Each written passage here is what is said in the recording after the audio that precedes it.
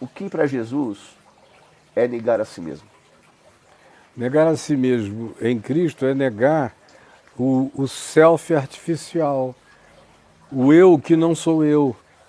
A maioria das pessoas nunca encontrou-se consigo própria. Vou pensar matéria. Elas vivem de um eu de adereços, um eu de gambiarras, sentimentos. um Deus de penduricalhos, um Deus de brincos, um Deus de colares, um Deus de objetos e fetiches, um Deus de sinais, Sim. um Deus de magias, um Deus de construções mecânico-espirituais que supostamente, se praticadas conforme a conexão elemental de cada um daqueles objetos, vai produzir no final um determinado resultado esperado, que pode ser bom ou pode ser mal. É um Deus que está jogando em qualquer que seja o lado da maior oferenda a ele oferecida. Perfeito. Então, é esse o Deus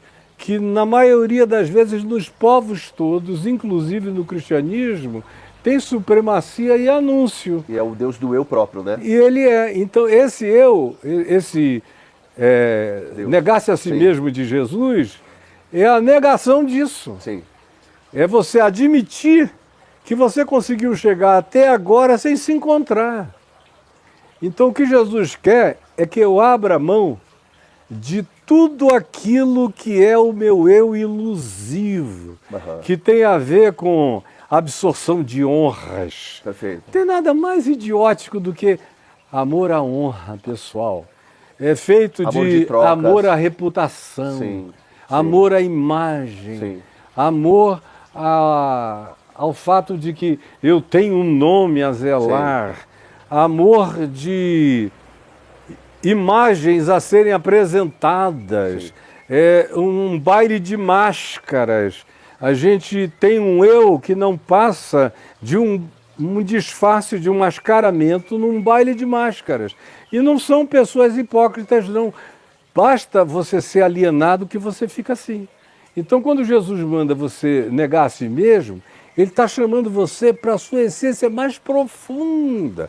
É por isso que ele diz que você tem que deixar pai, tem que deixar mãe, tem que deixar todas as inclusões, inferências, absorções, apêndices, enxertamentos que foram feitos artificialmente para você chegar àquele lugar de solitude aonde você diz: eu não estou querendo ser o teu servo, não estou querendo ser o teu ministro, não estou querendo nada. Eu quero ser um em ti, quero que tu sejas em mim. É só aí que esse eu segundo Cristo se estabelece. Que é a consciência do próprio Deus em nós. Em nós, e é a pureza da relação que vai se despindo dia a dia, porque isso não acontece da noite para o dia. Isso é um processo de consciência que você vai jogando coisas fora. Você vai abrindo vai se esvaziando. Desejos, né, dos próprios sentimentos. É esvaziamento, esvaziamento. São razões que você descobre que são mentirosas. São direitos que você aprende que são falsos. São guerras que você aprende que são do inferno. São bandeiras que você levanta e descobre que são a antítese do que Jesus propôs. São pautas que você encarna e chama de minha vida, meu direito, meu propósito. Minha opinião. E opiniões e que vão só esvaziando você e transformando você à imagem e semelhança de uma hidra social que não tem nenhuma diminuição, tem uma volúpia de crescimento e de apresentação de faces novas todo dia, e a maioria das pessoas vive para repetir esse processo de monstrificação desse ectopus, desse ente de muitos braços, muitas cabeças, dessa hidra doida. E ainda mais nesse tempo internetiano, onde os eus estão todos falsificados e todo mundo tem apenas selfies de purpurina artificial. Perfeito. Agora, eu tenho 2 livros dessa grossura que tratam disso minuciosamente, e não num resuminho desse tamanho de uma gota, chamado de O Caminho do Discípulo 1 e O Caminho do Discípulo 2. A ênfase deles é explicar o significado desse eu real, do eu falsificado, o significado de negar-se a si mesmo, tomar a sua cruz e seguir. Isso deu 2 livros de quase 400 páginas cada uma, que eu gostaria que o máximo de pessoas lessem, embora eu esteja falando isso há 52 anos. Entrar no teu quarto e orar em secreto, teu pai está em secreto. Você vai ter esse momento com o próprio Deus. No quarto ou não, porque o quarto sou eu. Sim, sim. Até tem um filósofo, um poeta, na verdade, o Rumi, né? Ele fala que batia procurando Deus, né? Batia na porta. Abre a porta, e quando ele se dá conta, ele está do lado de dentro da casa. A porta tá sou eu. Buscando, exato. Isso.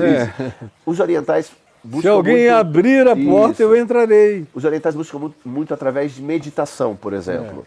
O que é uma mecânica interessante. Uma mecânica. É só uma mecânica, exato. Mas não alcança o objetivo. Perfeito. Ela calma, Isso. esvazia, faz bem as emoções. Uma ritualística. Ela é terapeuticamente saudável, mas ela não alcança o objetivo da pacificação profunda e absoluta proposta por Jesus no Evangelho. Acredito. Ela tem que ser repetida todo dia, Sim. como sacrifícios de bodes, ovelhas e tudo mais. Claro. Se você fica 2 dias sem fazer aquela mecânica ritualística de respiração, de posição, de tudo mais, você fica vazio, parece que Deus foi embora, a tua paz desapareceu. Eu lido com essa moçada a vida inteira, porque os meus grandes amigos foram hippies, praticantes da meditação transcendental, eu também, Lobsang Rampa, Khalil Gibran Khalil, Hermann Hesse, todo mundo. Eu absorvi tudo isso na minha adolescência, convivi com essa moçada, e ayahuasca, e cogumelo, e viagem, e psicodelismo. Então, Deus me preparou no melhor de todos os seminários. Perfeito.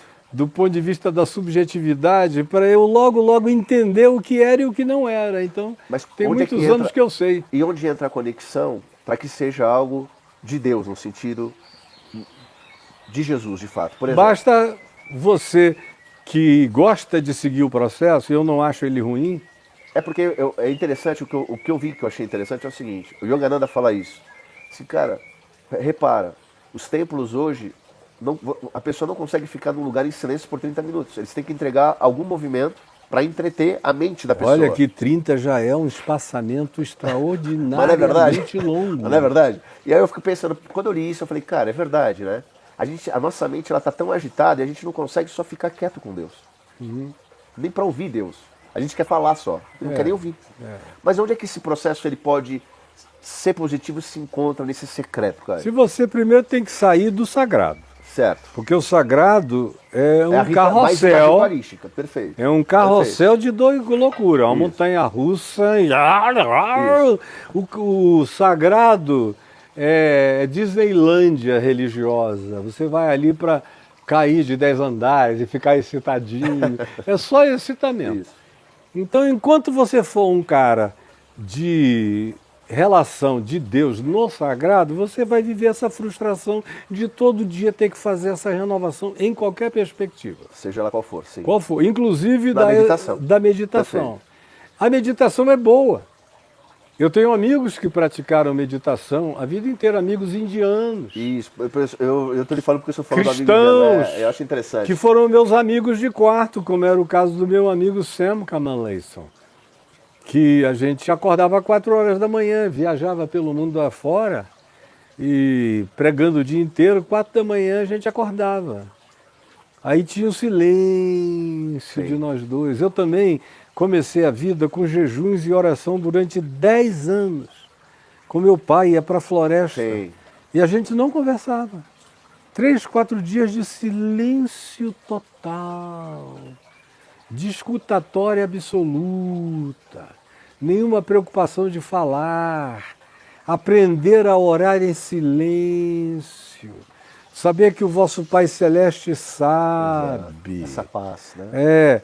E que a mecânica de exercícios de posição, de respiração, de oxigenação, trazem benefícios físicos, psíquicos, orgânicos, psicossomáticos, e criam também um determinado tipo de cultura de silêncio que hoje em dia os cristãos não têm mais nenhuma, eles não conseguem ver nenhum Reels de 3 minutos. É verdade. Não conseguem, com 25 minutos O eles WhatsApp param. é 2 velocidades para ouvir áudio agora. Então, é verdade. cara, não dá.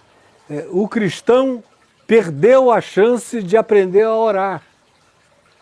E eu venho dizendo isso há anos. Eu tenho um livro chamado A Oração para Viver e Morrer, que começa dizendo, é um livro de 30 anos, 40 anos atrás, começa dizendo que a entrada do processo na pós-modernidade, o primeiro sinal que causaria seria a morte da oração nas igrejas. E eu falei antes de acontecer.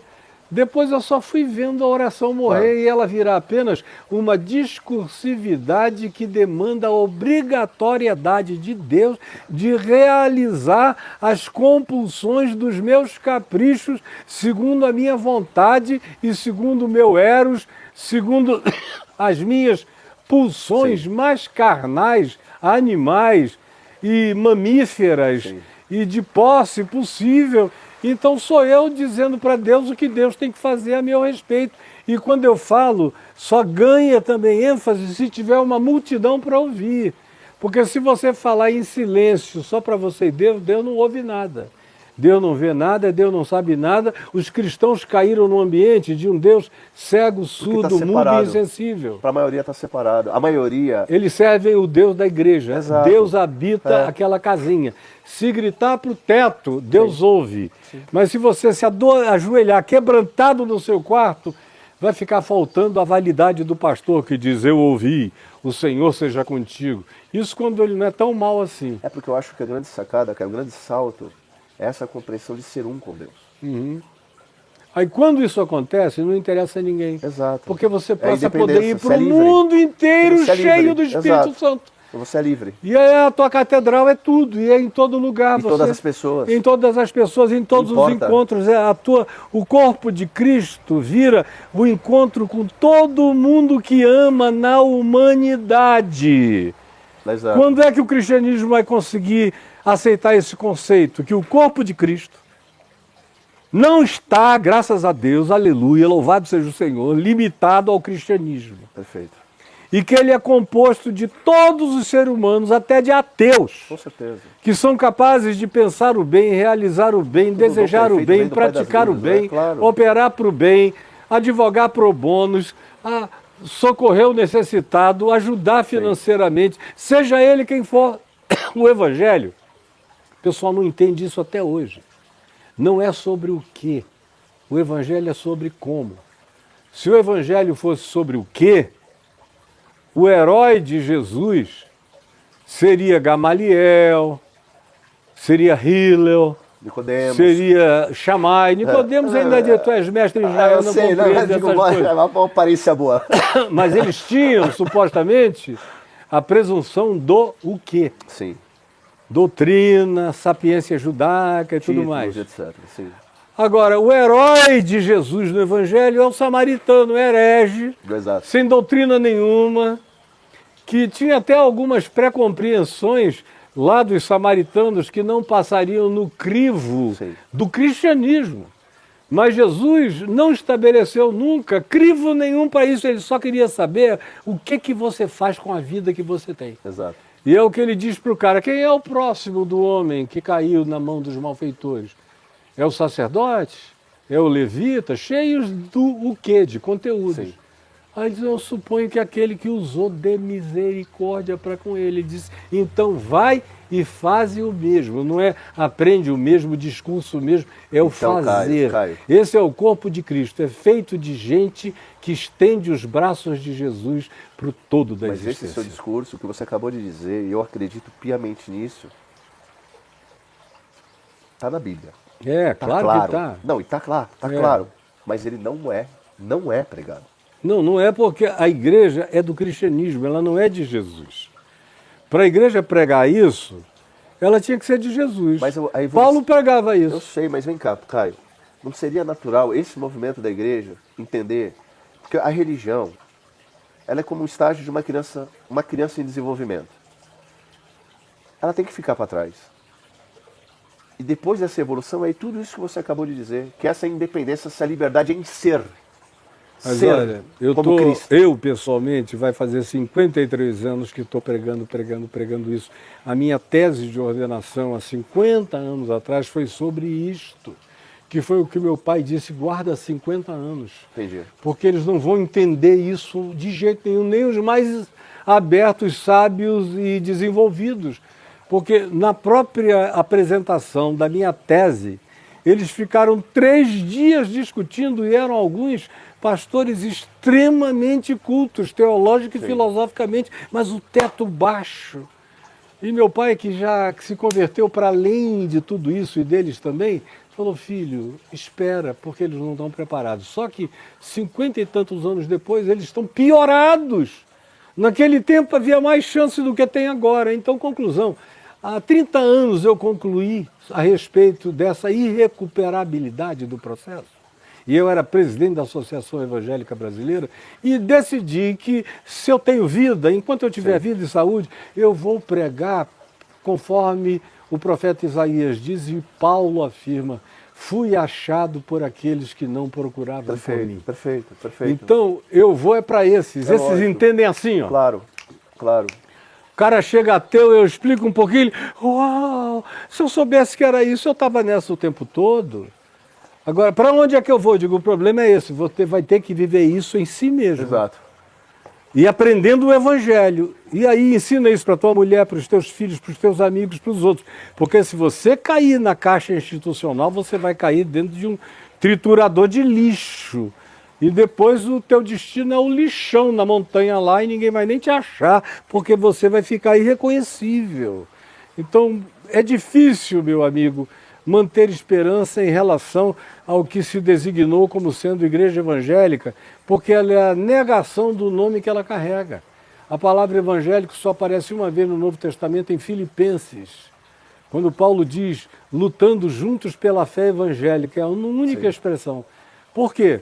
Para Paulo, evangélico significava aquilo que carrega a qualidade do evangelho.